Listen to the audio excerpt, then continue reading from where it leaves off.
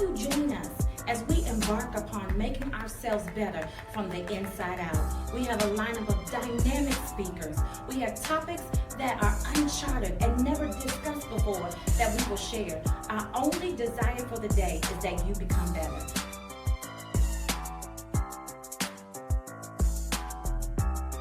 You can stifle a victory with the anticipation of failure. Wow. And that day.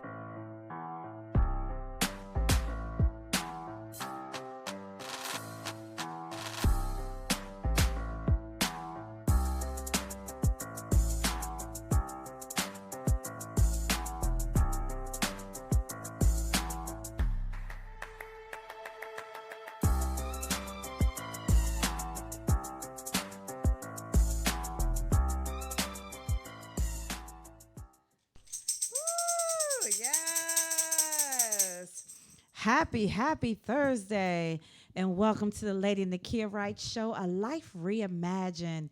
Did you miss me? Yes, I missed you. But last week you were in great company. Charmonique Irene rocked the platform with the gift that God has given her. I mean, she was an answer in the earth. And I promise you, I was screaming from the rooftops listening to her give out her wisdom and provide answers. And I hope that you got something out of last week's show and you did not just view it one time, that you went back and viewed it over and over again and you shared it with your social media audience and you invited your friends to join in, because she gave some gems that I promise you, you're going to see her again. It was just that good, right? Yes, let me ring the bell for Charmy. Thank you for joining in. My name is Lady Nakia Wright. If you're joining via Listen Vision Live, thank you so very much. Our community is growing. I am so very grateful. I could not do this without you. My gratitude is screaming from the mountaintops. Thank you so very much. If you're joining in via our social media platforms, please share this with your audience. Tonight is going to be a dynamic night. I have the one and only, the infamous, the dynamic scholar, the sage, the man of the hour, Bishop Donald Wright, joining me. I am so excited when he shares the platform with me. Our discussion tonight is going to be centered around recovery after the storm. You do not want to miss this. So please make sure you have a couple of minutes before he comes on.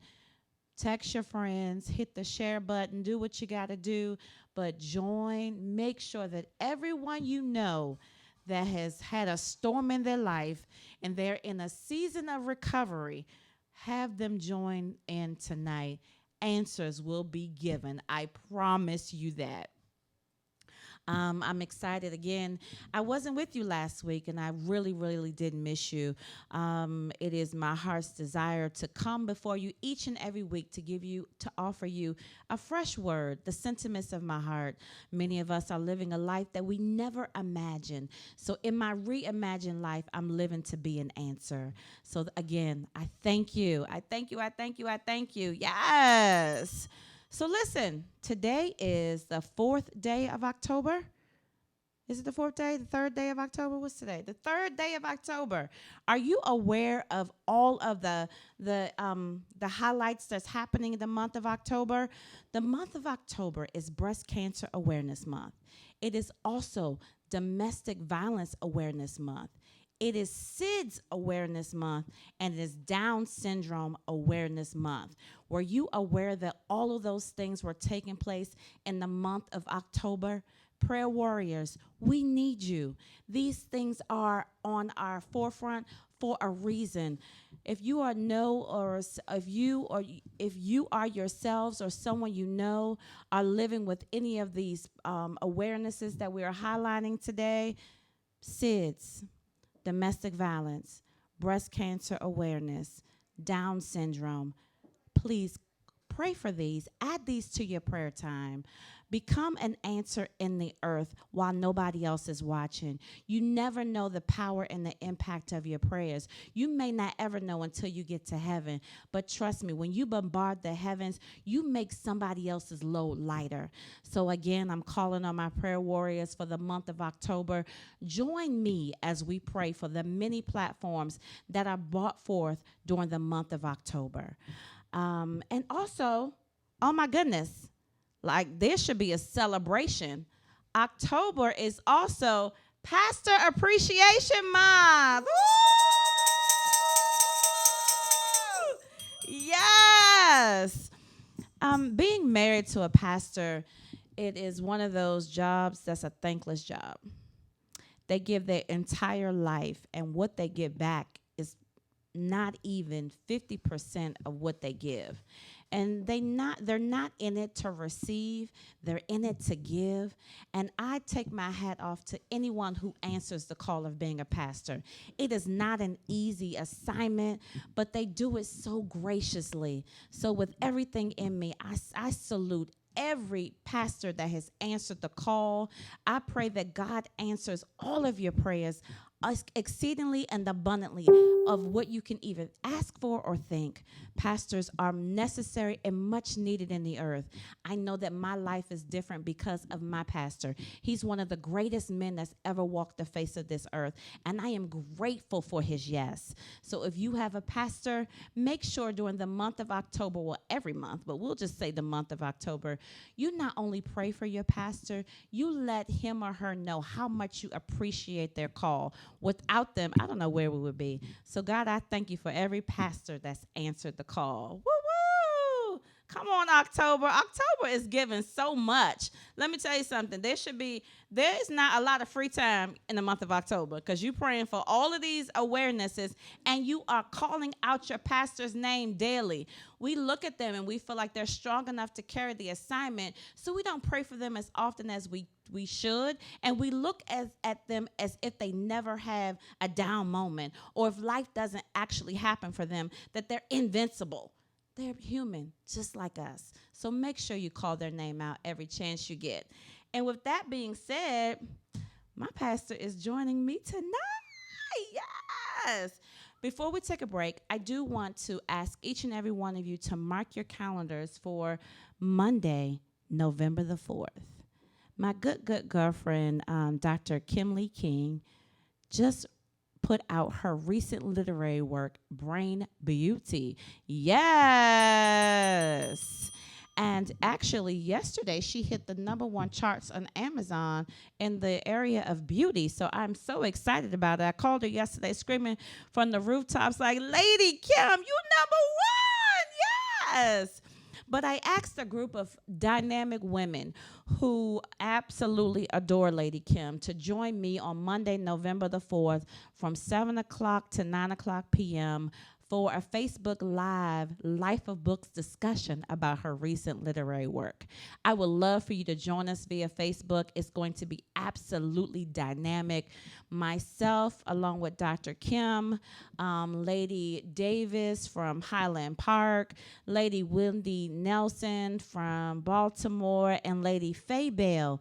We're all going to sit around the table together, and we are going to discuss this phenomenal read. When anybody has the courage to pen their life on paper, I take much joy, and I make it my business to sit down with them and hear the sentiments of their heart. I do believe that this work is a very timely right. It's long overdue. You know her as the celebrity makeup artist, but it's the woman behind the brushes that we're going to get to know on November the 4th. If you have not done so, please do. For the month of October, the book is available on Amazon for $9.99. After October, the book goes up to $19.99. Make sure you snag your copy today. Again, that is Monday, November the 4th, 7 o'clock p.m. I look forward to sharing a moment with you, and it's going to be grand. Host a watch party. It's going to be thebomb.com.org. Stay tuned. We're going to take a brief 30-second break, and when I return, our guest for the evening, Bishop Donald Wright, will be joining me on the platform. Yes.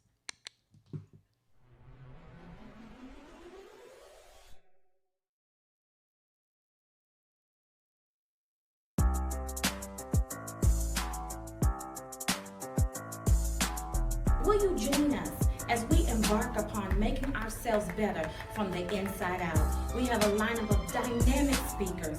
We have topics that are uncharted and never discussed before that we will share. Our only desire for the day is that you become better.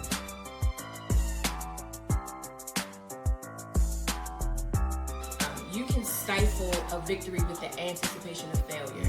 Wow. And that day.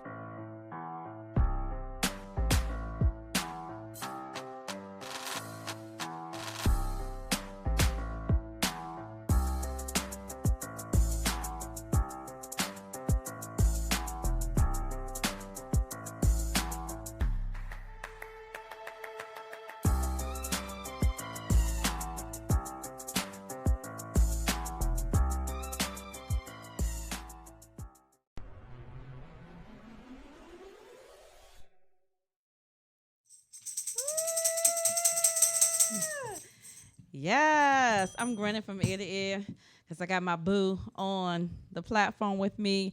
Welcome back to the Lady Nakia Wright Show, A Life Reimagined. I am sharing a moment with my hubby, Bishop Donald Wright. Yes.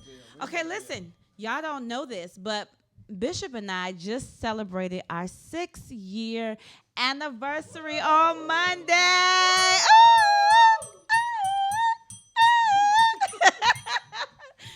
Although we ate hot dogs and potato chips on our anniversary, we still happily married.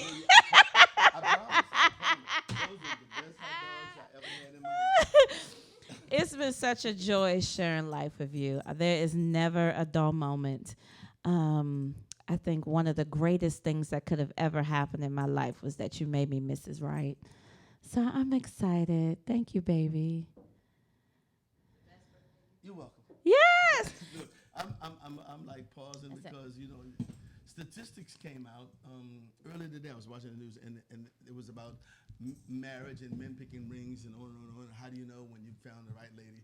And basically, the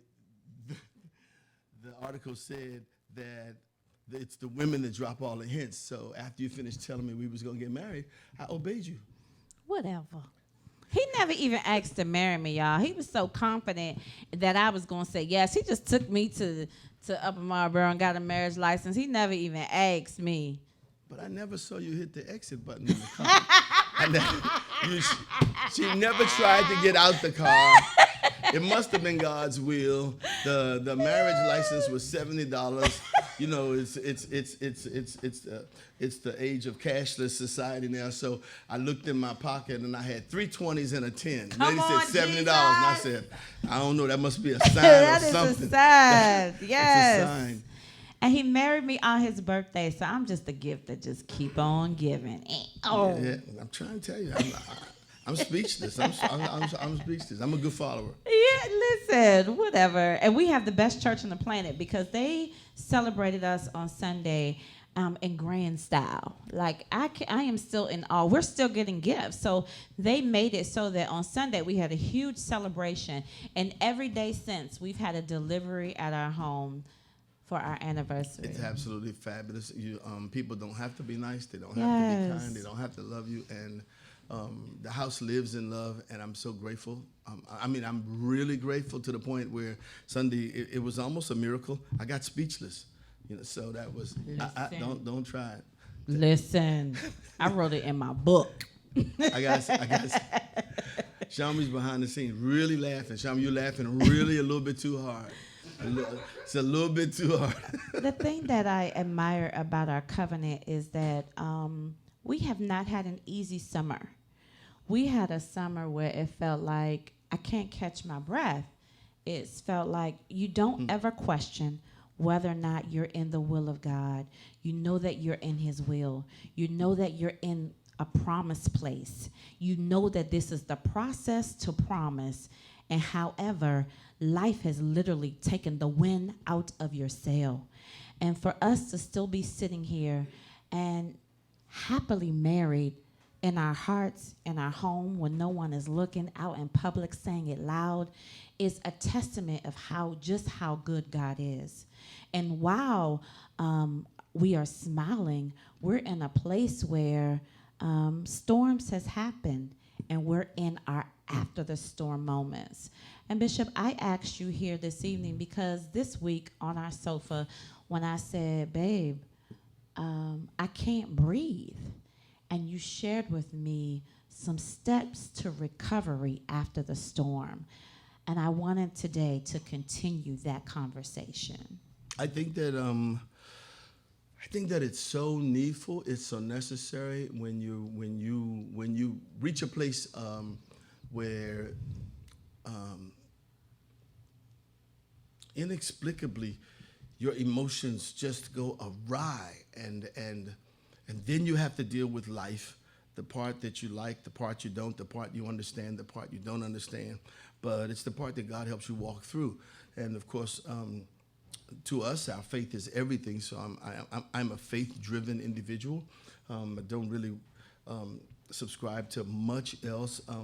But when you get to that place where life happens, and life does happen, whether or not you lose a job, or whether you get a diagnosis from your doctor, or whether the kids are not straight A students anymore, or whether your mother goes home to be with the Lord, or something happens, life happens. And so we were trying to have that conversation a little early this week, that when life happens, the real question then becomes, what's next? Not so much what's next as in what's the next chapter, because everybody's trying to run to their next chapter. Mm-hmm. Well, this is over. The engagement is off. I'm going to find me somebody else. But the reality is that too many of us make hard choices when we're still in a place of recovery. Yes. Recovery is not the place to make a new decision. It's just not. I remember when my dad, bless his soul, when my dad had an open heart surgery back in the late 60s, early 70s, when he had open heart surgery, and we were all sitting in the waiting room and waiting for the doctor to come in, and he came in with his scrubs on. He took his mask down, and we was like, okay, give us some good news. And he says, your dad's, he went through, he's fine. I said, can I see him? He said, no, you can't see him now because he's in recovery. Yes. I think too many times we have too many people in our recovery. That's so good. So the doctor says, wait right here. You can't see him now because he's in recovery. What's best for him, and this is the hard part, is not to be with you right now. That's good. He's going to get along better if you just give him a minute for his body to now function in what's known as new norm. Yes. He will never be the same individual that he was before they tore open his chest and cracked open and went in there and pulled his heart out and then put it back. Sure, he's the same man, not psychologically. When you have that much psychological trauma, when you go through divorce, when you get expelled from college, when you go through cancer and come out on the other side, you are not the same mental person that you was when you went in. When you're ready to start a business and you have to file bankruptcy, you are not the same. And I think that what we're doing is that we rush through the stages and the time of our recovery, and we never heal fully. So we go into the next marriage, and so we give this person the best version of us, which is only 50% because we're still broken. Yes. We never recovered, and so the little things make us fly off the handle. Oh my God, the light bill is due. Here I go again. But I thought you was with somebody new, so you're still going again because you're still in the old relationship. Oh. So you've not entered into a full walk of recovery, and I think that that's important. Wow. One of the things that we discussed was right where we are in the vulnerability of our moments. Who would you allow to walk through the threshold of our front door right now? Who would you allow in your space to see you in your recovery days, since that's the word that we're using. At the time, you couldn't have told me that I wasn't broken. Who would you allow in your brokenness right now? And he said that is who you determine who your tribe is. Yeah, I think I use probably I should follow your lead because I think I used a different verbiage.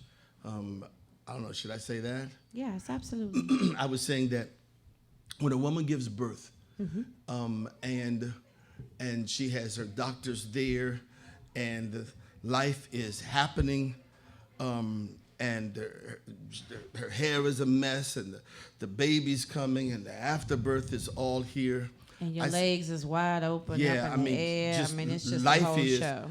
Okay, who would you have in your delivery space?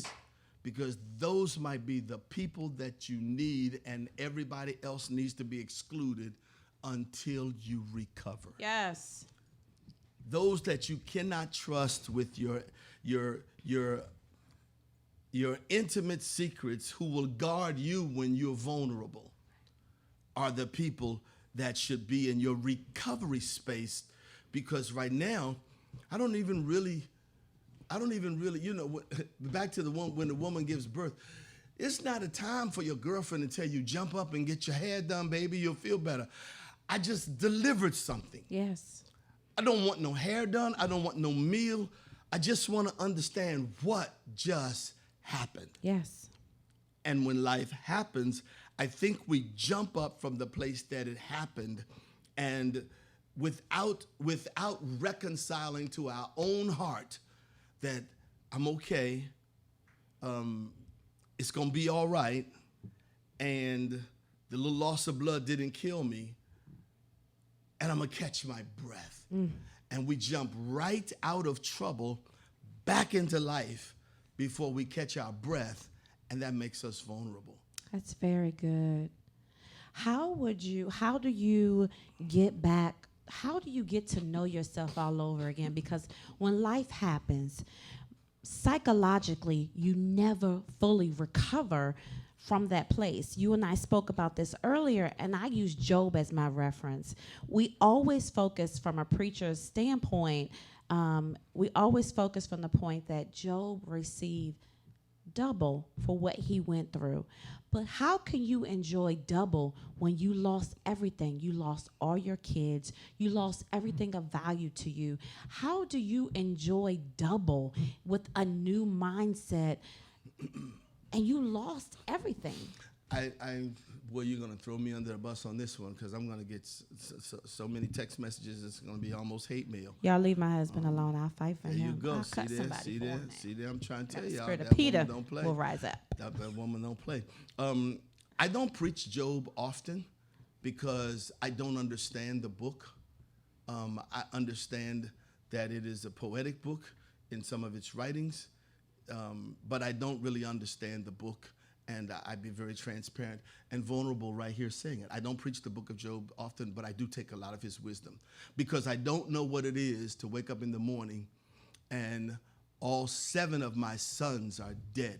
Can't imagine that. And 3 of my daughters, and they all died at the same time. I don't know what it is, and I don't want to know what it is to bury my whole family in a day. Yes. And afterwards, the only message I can get out of it is, don't worry. God going to give you a double portion. What? He going to give you double for your trouble. I don't want double for my kids' death. Yes. I don't. I don't want my house to burn up. I don't want my cattle to die. In that day, that's what he had. That means all of our businesses are shut down.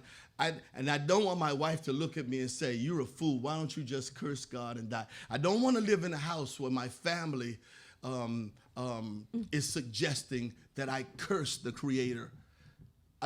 So I don't preach that message because I don't comprehend it. I don't know what it is to lose all of my children.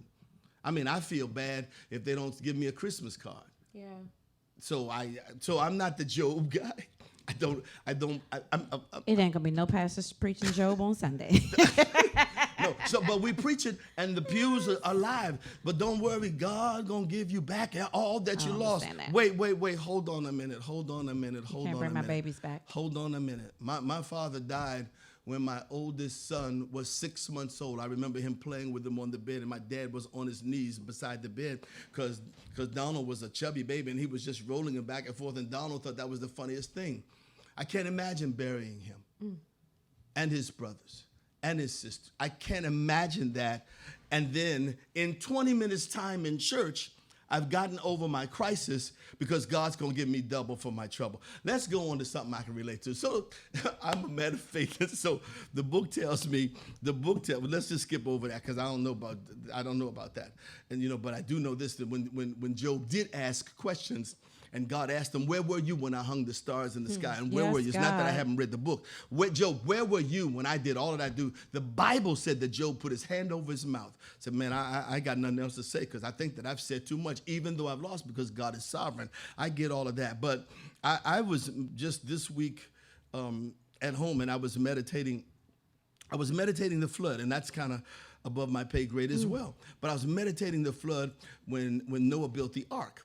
And when Noah built the ark, it rained for 40 days and 40 nights, true enough. But Noah was in the ark almost a year.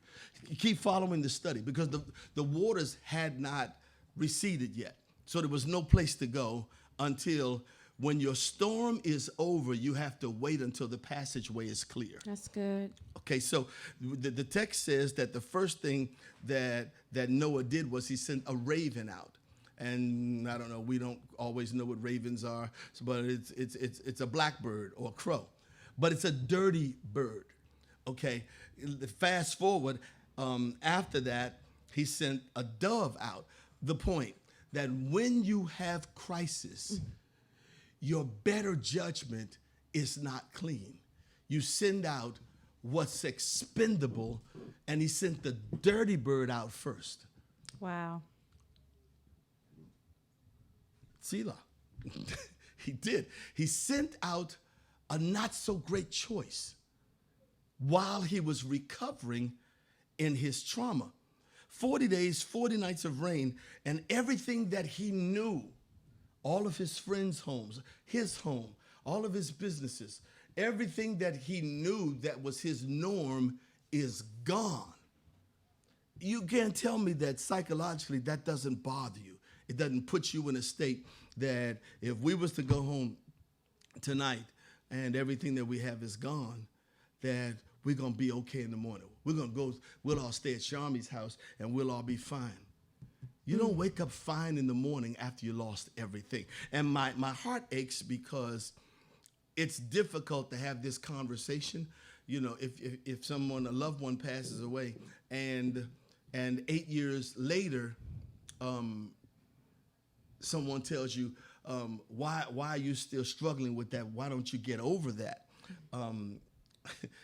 It's not as easy as you may think. I was reminded of a conversation that I heard. One of the greater preachers of our time in Los Angeles, his wife died, and this was back in the 70s. And I was a much younger man, and his wife died. And she had been dead for about 5 years. But he had been married for about 45, maybe 50 years, and he was an older man. And one of his friends said, man, listen, you had a good life with her. And he went down the whole litany of reasons why to move on. He says, so get yourself together, man, move on, live the rest of your life. He said, let me help you with something. My relationship was like a sweater. We were well knitted. That's good. If I tear my emotions away from it, I'll damage the garment. Wow. It has to have a natural process of its own. That's good. And so after the storm, whatever the storm is, but it's not a pleasant conversation to have because we don't want to talk about that. We don't want to talk about the stigma that comes with me once I've been a substance abuser. Mm-hmm. Okay. Oh my God, look at Bob. He's been off of the alcohol now for 9 years. Okay, so now you're counting my past? So I'm not ever going to be good enough, because if I ever have a car accident, or if I ever mismanage my money, or if my wife and I ever have a disagreement, you think that I'm going to run out the house and get a drink. You're still labeling me by where I've been. That's good. And it's not a fair assessment.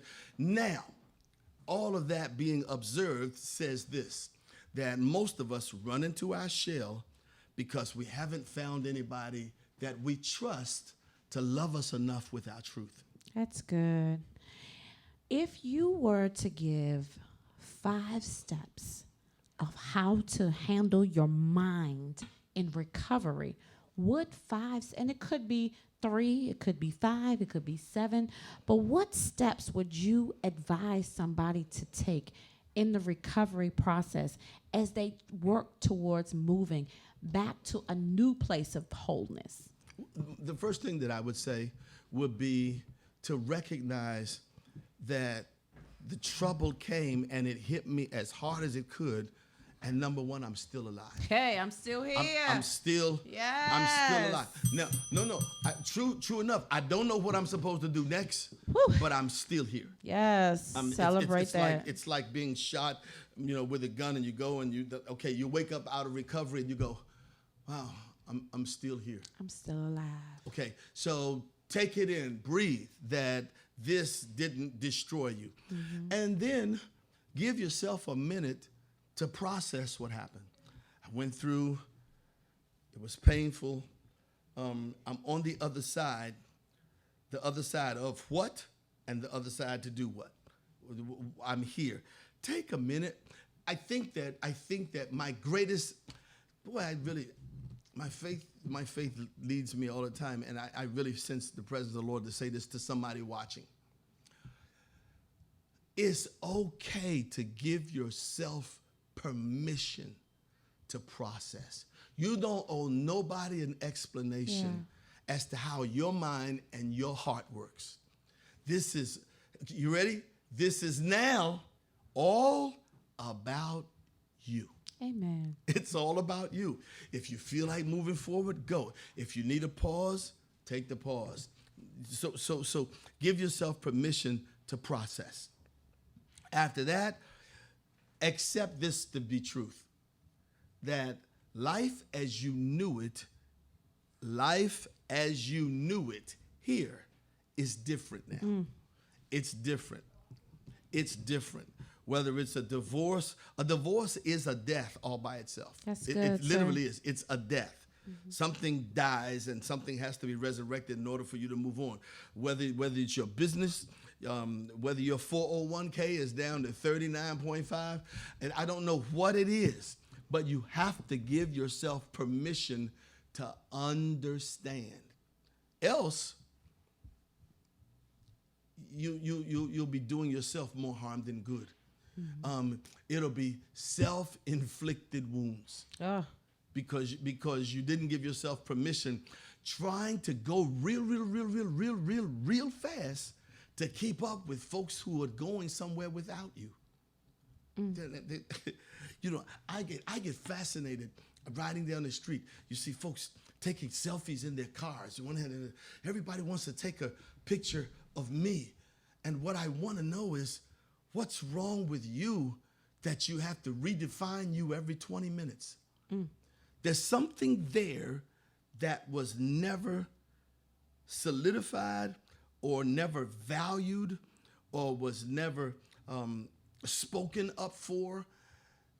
It might be a lack of trust. Maybe you just haven't got to the place where you trust the right people to validate you if that's what you need.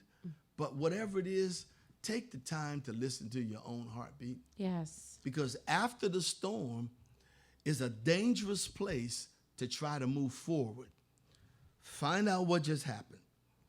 Find out how much damage is done. You want to know what's something interesting right now? What's interesting right now is most of us, especially that live in a different region, most of us have forgotten the name Katrina. That's the truth. It was on the news media, but there are thousands of people that haven't forgot Katrina. And you know what? The rest of us have moved on with our life and forgot them. Yeah. And there after the storm is still real. They lost their homes, their businesses. Many of them lost their families. The Bahamas, what do they have? Still 500 people unaccounted for. Jesus. 500 souls unaccounted for. Water came in, water came out, sun came out. It's a sunny day in the Bahamas today. For those of us that didn't lose anything. Yeah. But what about the families that can't find Uncle Jim? Can't find Daddy, can't find Mama. What do we do? What do they do with their after the storm? That to us, because of where we live, may seem far-fetched, but my question is, what do you do? What do you do? Why blame the disorder in the house on the kids? You all didn't wash the dishes. You all didn't clean your room. I get the responsibility part, but what's really wrong? Why put your hand on a woman who serves you? Why would a man beat a woman? Why would a man beat a woman? You want to fight somebody? Listen, there's a street down there about 4 blocks. Why would a man put his hand on a woman to prove I'm a man? Didn't you know that when you woke up this morning? How about that? So the real question is, what's the real problem? No. What's the real? You came through some kind of storm. Call it childhood, call it abuse, call it neglect, call it single parenting. I don't know what you want to call it. But until we address those internal issues, you church folk, you can dance on them, you can shout on them. It's amazing. You don't speak to your husband, your wife, all the way to church, and then you get in church and dance and clap and tell them how good God is, and then you can't take a good God back in the car on the way home. What's really wrong? What's really wrong? No, what's really wrong? What's really, really, really wrong? And then have that conversation with your own heart. The one thing that I learned in the process of walking with you, sir, is asking the right questions. In recovery, you have to ask questions of truth in order to get the real answers. Oftentimes, we want to escape from our own reality because the pain of it was so deep that escape is the easiest thing to do. And we don't address the real issues because of the pain that's still associated with it. Memory holds us in bondage. The storm is over, Correct. But our memory is still there every single day. And that is the thing that we have to recover from the most. And I think that you have to live with your personal diagnosis and life prescription. By that I mean this. My father was a diabetic, and he was an alcoholic for the beginning part of his life. When he passed away, he was not an alcoholic because he made a choice. He went to the doctor, and the doctor says, listen, your sugar is way up, it's way up, it's way up. And he says, tell you what, let's get to the point. If you drink, you're gonna die. If you quit, you'll live. My father told the doctor, last night was my last drink. He never went through anything. He said, last night was my last. But now, for me, I'm not diabetic. That's not my issue. But he had to live with his diagnosis. The things that do you harm, you have to choose to be with them or be without them. You have to choose. Whatever that might be, whatever your diabetic situation or scenario is, you have to choose. Yes. Choose life. Choose life. That's what he says. I set before you an open door. I said life and choose life. God didn't make us choose. He said, I'll set it right here. Choose life. Yes. And that's where the courage comes in, because no one can do that for you. That is something that you and only you can do that. And you have to love yourself enough. You have to trust your future and your promise enough to know that if you choose life, that although this is your new norm, there is some happy days on the other side of where we are now. Oh, absolutely. There is a happy after this. Absolutely. And that's where your hope comes in with your faith, because I don't know whether it's going to be Tuesday or Thursday, but I do know that it's coming. I know that I'm better than staying in this rut for the rest of my life. Yes. And listen, when life happens, we often feel guilty for being happy. Don't ever feel it, because that is your portion. That is what's promised to you. While it may be your new norm, happiness is a choice, and it is for all of us. I so agree. I think because oftentimes many of us have lived through something that has killed somebody else. Yes. Ooh, ooh, ooh. Driven them to suicide, Yeah. driven them to bad choices. They get drunk, they go to the club to do this, or they do things that's ill-advised, or they'll just rip and run around the road 100 miles per hour or whatever. But we've lived through the weight of life and come out on the other side. And now you have to have the courage to be first. Everybody can't, or I shouldn't say, doesn't have the courage to be first. Be the first one in your family to go to college. Be the first one in your family to have a 7-figure income. Be the first one in your family that gives 10 people in your family a job. Be the first one to pay them goodly wages. Be the first one. Be the one that has the courage to be first. So if anybody going to talk about something, they're going to talk about how good of a comeback story you really are. Come on, Dr. Wright. If you're going to talk about me, you're going to say, I thought he was dead. But look, we buried him here and he rose up somewhere else, okay? We thought that this was over, but all of a sudden he reinvented himself. He reinvented Yes, himself. I'm a good comeback story. Be Come a on, good sir. comeback story. Be so blessed until everybody's mouth is not shut, it's wide open, because they can't believe it's you, because they thought you was dead. They even prophesied you wouldn't make it, but when you made it on the other side, they'll look and say, oh my God, how did he, how did she, how did their family come out? Because I didn't quit. When the storm was over, I took time to reassess why it happened, where it took me, and how to be great from here. Yes. Come on, sir. I don't know. Where the offering basket at? Yes. Yeah, so reassess how to be great from here. How to be great What's from next here. with my life? I refuse to serve everybody's dream all my life. Time for me to serve my dream now. Time for me to serve my dream. Let me help you with something. Everybody's looking for a suddenly moment. Oh, you don't worry. I was watching one of my brothers, and I love him. And he was on his program, and he said, you know what?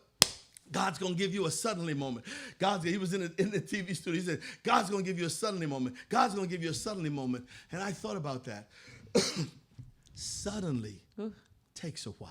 Come on, Bishop. After you've suffered a while, then God establishes you. Suddenly takes a while. Suddenly doesn't happen suddenly. Oof. Suddenly takes a while. God, I thank you. Yeah, I know in the day of Pentecost, but they had been waiting for that to happen. Even way back, Joel prophesied that your sons and your daughters would prophesy, your young men, your old men. So suddenly takes a while. Just don't be weary and well doing. But when suddenly happens, there's another book. Woo. When suddenly happens, assess whether or not you're ready for greatness, and then run to your greatness singularly, because it's yours. Yes. Yeah. Don't be afraid to be first. Don't be afraid to be first. Wow. Ooh, come on, Somebody had trailblazers. told me that years ago. Yes, Bishop. You are giving answers. You are saving lives today. I don't know. It cost me my life. So, listen. Yeah, it cost everything that you have to try to understand where you're going. Yeah, I mean, that's what, see, all through the scriptures, and I won't get into this, but there's always two men. There's always you and a you. See, Paul said, when I would do good, there was an evil present. Evil wasn't the devil. Evil is anything that takes me away from the plan of God. Okay, so I like to play golf, but I also like to worship. So for me to, I just had a recent choice. Our golf club had an event. And so the tournament is, who's the best golfer of the year and all that. And I wanted to enter into the event. But it was a 2-day event. It was Saturday and Sunday. So I couldn't enter the event because for me to go and play golf on Sunday, when God called me to pastor, I would personally hold as evil. That's good. Because it takes me away from the design plan for my life. I didn't say golf was evil. It would take me away from the plan. So I have to play on the days when it's conducive for my life commitment. So when I would do good, evil is present. So I said that to say this, that back in the same time, Nimrod built a city Abraham went to look for one. Okay. Israel had two mountains, Gibeon, Zion. The tabernacle of Moses was on Gibeon. David took the ark up on Zion. There's always two men. It's too late today to even talk about that. There's always two present. And it can work for your good or work for your bad. And so most of us need to follow the faith of Abraham where when God brings you to a good place, ask, what is it for? I'm still looking for my promise, looking for a city whose builder and maker is God. Abraham was anything but poor, but he was still looking for the designed place for his life. That's so good. That when God brings you out, when he brings you out, lastly, stop apologizing for being great. Girl, that's a nice outfit. That dress is killer dress. Oh, this little thing, I got it on sale. It's so old. That dress is, thank you. Just don't apologize for being great. You didn't apologize for the tears. Listen. You didn't apologize for the fire. You didn't apologize for the storm. And everybody that's complimenting you didn't run in the storm to save you. That's the truth. You owe them no explanation for your success. Oh, my goodness. Get on the plane, fly first class to wherever you want to go, cross your legs, and take a God nap and tell him thank you for better days that have come. Yes, Lord. I hope I didn't embarrass you. Listen, you are blessing my soul. I am enjoying this immensely. One of the things that you have to keep in mind when you're on your road to success, when you are striving for greatness, is that there's generations following you, that you're creating a path and you are breaking down barriers that they won't have to fight. Your children, your grandchildren, your nieces, your nephews can stand on the legacy that you built. So you not quitting is making their path to greatness easier. And you have to, that's one of the things that you keep in mind as you mark success in your mind.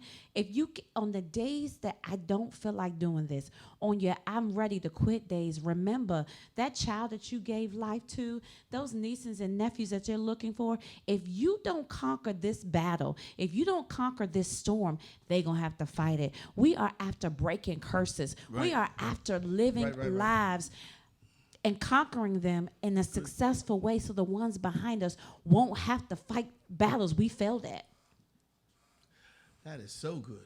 They won't have to fight the battles that we failed. And if you allow them to win, they will be reoccurring.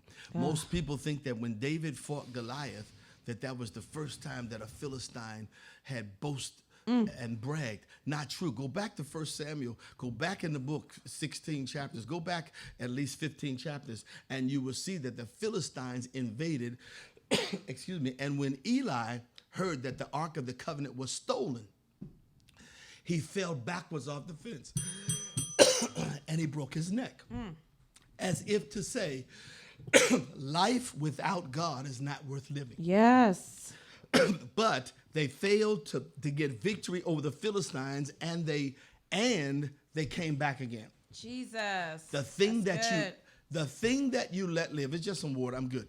The thing that you let live will come back because it will feel like it owns that space. That's what Jesus said. He said, when an unclean spirit is cast out, it seeks rest tonight, sir. And it finds no rest. And it says, I know what I'll do.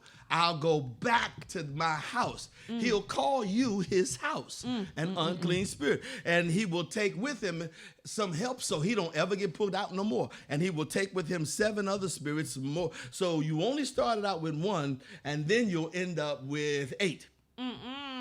No. So you have to drive out everything that your children and their children and children will not have to face and confront. Come on, you sir. Running from it leaves it for your children to fight. You can't run anymore. This is good. After the storm, figure out, where did the Lord elevate you? Yes. That is the process of an eagle. Eagles hope for wind. I did a conference. It's good, sir. We're out of time. I did a conference in California, out in the mountains. And I did the morning session, and it was my assignment to do the evening session as well. And I had the afternoon off. And outside of my villa, we was up in the mountains, and outside of my villa was a little walkway, a little path, but we was high up in the mountains. So I walked and I sat on top of a rock, and I just was catching the sights. And I looked, and way off in the distance, there was an eagle.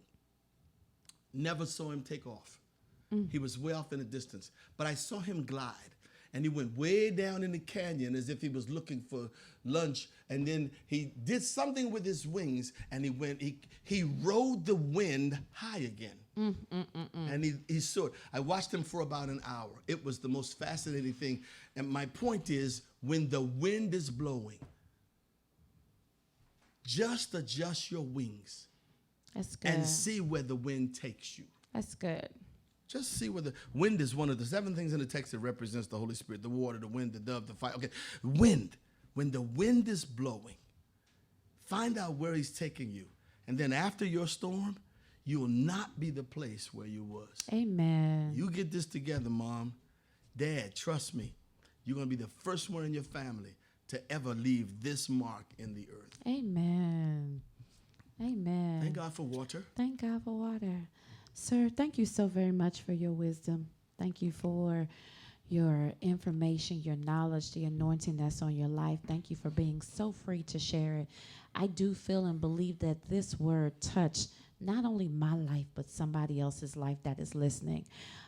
If by chance it did, and you want to continue the conversation, please feel free to join us on Sunday mornings at 10 o'clock a.m. I attend one of the greatest churches on the East Coast. We have service at 7001 Belts Drive in Forestville, Maryland. We look forward to hosting you and worshiping and fellowshipping with you. I believe that it's a life-changing atmosphere each and every week. So again, services at 10 o'clock on Sunday mornings. This guy is the bomb, let me tell you. On behalf of myself, my husband, this great guy right here, 6 years in, lifetime to go. Thank you for joining us. If you don't remember anything that we said, remember the sentiments of Bishop's heart. Leave your mark in the earth. Again, thank you for joining us. We look forward to seeing you next Thursday at 8 o'clock p.m. Remember, mark your calendars for November 4th. We're having a Life of Book session with Dr. Kim Lee on her recent literary work. I'll see you Sunday morning at 10 o'clock. Until then, be blessed. Amen.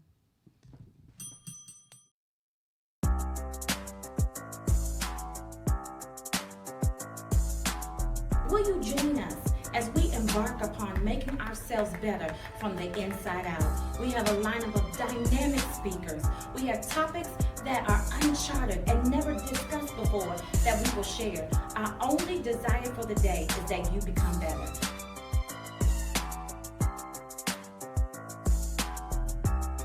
You can stifle a victory with the anticipation of failure. Wow. And that day...